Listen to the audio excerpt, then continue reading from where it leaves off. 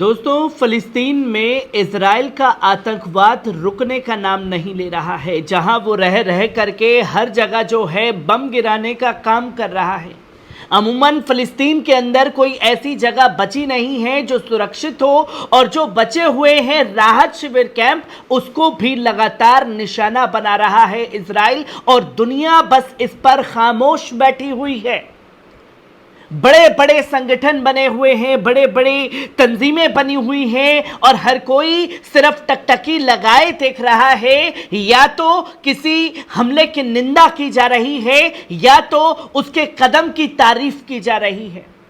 और बीते 10 महीनों से इसी ने इजराइल के हौसले इतने बढ़ा दिए हैं कि अब वो खान यूनुस के अंदर राहत शिविर कैंप में बम बरसाता है। और जो लोग राहत के कार्य में लगे हुए हैं, जो लोग मलबे के नीचे दबे हुए हैं, उन्हें निकालने की जद्दोजहद कर रहे हैं, अब ऐसे लोगों को निशाना बनाया गया है इजराइल के आतंकवाद द्वारा। क्योंकि इसे हमला नहीं कह सकते, इसे यह भी कहकर के नहीं टाला जा सकता कि भैया ये जंग है और जंग में अपराधों के नियमों का उल्लंघन कर रहा है। ये ना अपराध है, ना ये कोई हमला है।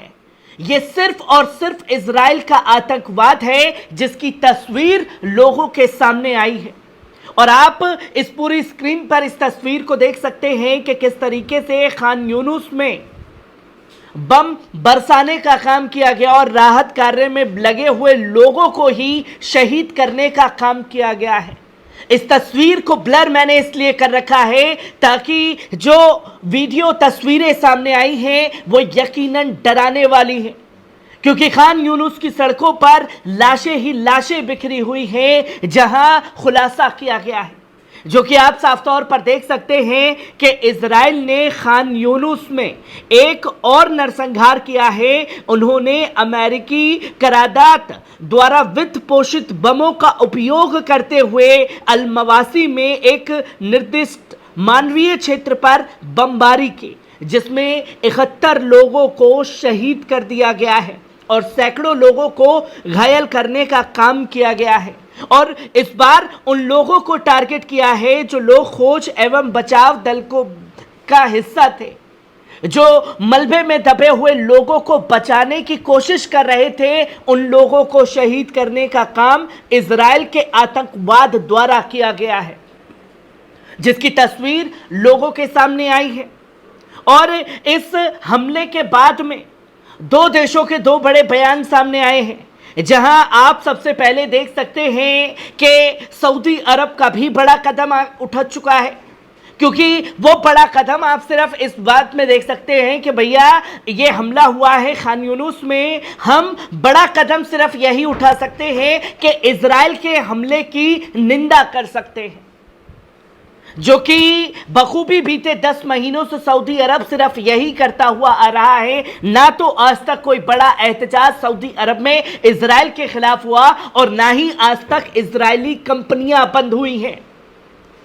वहां की आवाम भी सऊदी अरब के रेस्टोरेंट में जो इजराइल में खुले हुए हैं, इजराइल के रेस्टोरेंट, उसमें जाकर के ठूस ठूस करके खाते हैं। आज तक लोगों द्वारा भी बायकॉट नहीं किया गया। ये तस्वीर जो लोगों के सामने आ रही है, क्योंकि कई सऊदी के जानने वाले लोग मेरे साथी वहां मौजूद हैं जो ये जानकारी लगातार देते हुए रहते हैं। कितनी अफसोसनाक खबर है, और सिर्फ सऊदी अरब की तरफ से इस पर अगर कुछ निकला है तो हम सिर्फ इसकी निंदा कर सकते हैं। और दूसरी तरफ आप दूसरी खबर देख रहे हैं सऊदी अरब के पड़ोसी यमन की। और यमन ने साफ तौर पर खान यूनुस नरसंहार के बाद यमन के हूती ने इजराइल के खिलाफ अपने सैन्य अभियान का विस्तार करने की धमकी दी है, और खुले तौर पर सेना को निर्देश दिया है कि अब बड़े बड़े हमले करने के लिए इजराइल के जहाज़ों के ऊपर, इजराइल के ऊपर तैयार हो जाए। क्योंकि बार बार हिदायत के बाद भी फिलिस्तीन के अंदर नरसंहार नहीं रुक रहा है, और फिलिस्तीनियों के खून पर विजय पाने तक हम अपनी क्षमताओं के भीतर आवश्यक कदम उठाएंगे।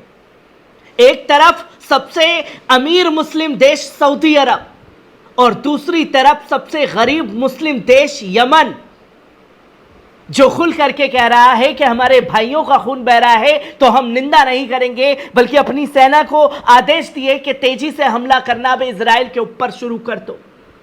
जो कि ये तस्वीर लोगों के सामने आई है और इन्हीं तस्वीरों के बीच में साफ तौर पर यह भी कहा गया इस हमले के बारे में, जो कि खुद इजरायली प्रधानमंत्री बेंजामिन नेतन्याहू सामने आया।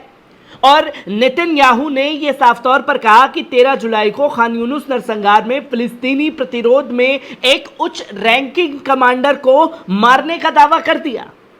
और इजरायली प्रधानमंत्री बेंजामिन नेतन्याहू ने शनिवार को खुलासा किया कि कोई निश्चित नहीं है कि फिलिस्तीन का जनरल कमांडर होगा मोहम्मद दीफ, जिनकी इजरायली सैनिकों ने हत्या कर दी है।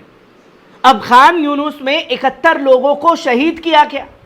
71 लोगों में शहीद होने वाले सिर्फ और सिर्फ मजलूम फिलिस्तीनी हैं। वो लोग शामिल हैं जो अपने घायल भाइयों को, बहनों को, बच्चों को बचाने की जद्दोजहद कर रहे थे, राहत कार्य के साथ मिलकर के कार्य कर रहे थे। ऐसे 71 लोगों को शहीद किया है। पर नेतन्याहू ने आकर के बोला कि मोहम्मद दीफ को इसमें शहीद कर दिया गया है, जहां इजराइल द्वारा घोषित किसी के लक्ष्य को हासिल करना नहीं है। उन्होंने यह साफ तौर पर ऐलान किया कि हमें हमारे बंधक छुड़ाने का सबसे बड़े अचीवमेंट नहीं है। हमें अगर ख़त्म करना है तो हमास को ख़त्म करना है, हमें अगर इसमें ख़त्म करना है तो मोहम्मद दीफ को ख़त्म करना है, हमें ख़त्म करना है तो अबू उबैदा को ख़त्म करना है, अबू हमज़ा को ख़त्म करना है, हमास के तमाम नेताओं को ख़त्म करना है, जो कि एक भी उपलब्धि बीते 10 महीनों में हासिल नहीं कर पाए। जब इजरायली प्रधानमंत्री द्वारा ये दावा किया गया और बताया गया कि भाई हम जो है ये कार्य कर रहे हैं और हमने इसमें मोहम्मद दीफ को शहीद कर दिया है, पर वहीं हमास के प्रमुख खलील अल हया ने यह साफ तौर पर ऐलान किया और इंटरव्यू में बताया कि मोहम्मद अल दीफ जीवित है और नेतन्याहू का मजाक उड़ाते हैं। हम नेतन्याहू से कहते हैं कि मोहम्मद अल दीफ जिंदा है, और मोहम्मद अल दीफ को जब नेतन्याहू के इस कार्य का, इस बयान का पता चलता है तो वो भी इनके बयानों पर हंसते हैं।